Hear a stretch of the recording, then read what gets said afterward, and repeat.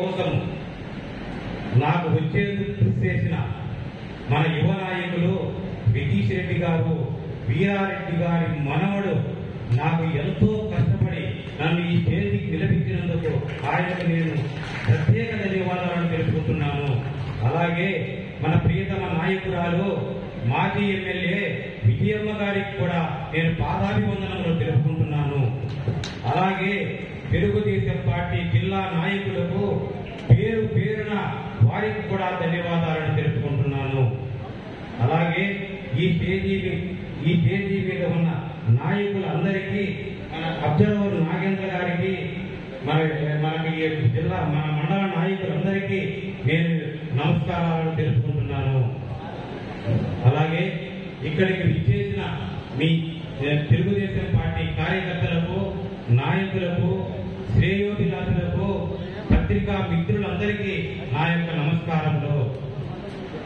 మన తెలుగుదేశం పార్టీ వ్యవస్థాపకులు నందమూరి తారక రామారావు గారి జన్మదిన సందర్భముగా మే 27, 28, 29లో మనం మహానాడును జరుపుకుంటున్నాము.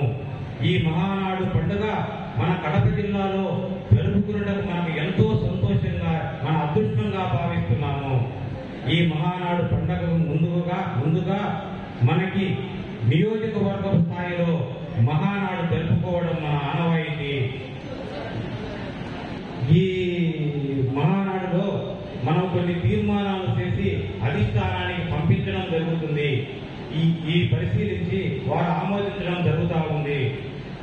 నేను ఈ డిసిసి బ్యాంక్ చైర్మన్ ప్రమాణ స్వీకారం చేసిన వెంటనే జిల్లాలోని అన్ని సొసైటీలపైన గతంలో జరిగిన అవినీతిపై, అక్రమాలపైన సమగ్ర విచారణ జరిపిస్తాము. అవినీతి పైన కఠిన చర్యలు తీసుకుంటాము. అందులో ఎటువంటి సందేహము లేదని ఈ సందర్భంగా మీ అందరికీ తెలియజేసుకుంటున్నాను. అలాగే అట్టూరు మండలంలో వేములూరు గ్రామం యొక్క సెక్రటరీ మీద ఒక పిచ్చి నిర్మించవలసిందిగా మన వితీష్ రెడ్డి గారికి ద్వారా అధిష్టానానికి రిక్వెస్ట్ చేస్తున్నాను.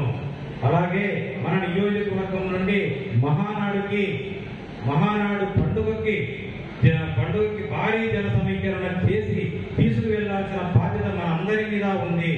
మనందరము పెద్దగా జన సమీకరణ సేకరించి మన పద్వేలు నుంచి ఎక్కువ జనాలను తీసుకెళ్లి పద్వేలు అడ్డా మహానాడు గడ్డ అని మనము అనిపించేలా మనము తప్పకుండా నెరవేర్చి వితీష్ రెడ్డి గారికి మంచి పేరు ప్రఖ్యాతలు, అందరూ మన నియోజకవర్గానికి పేరు ప్రఖ్యాతలు తీసుకుని రావాల్సిందిగా నేను కోరుకుంటూ నేను సెలవు తీసుకుంటాను.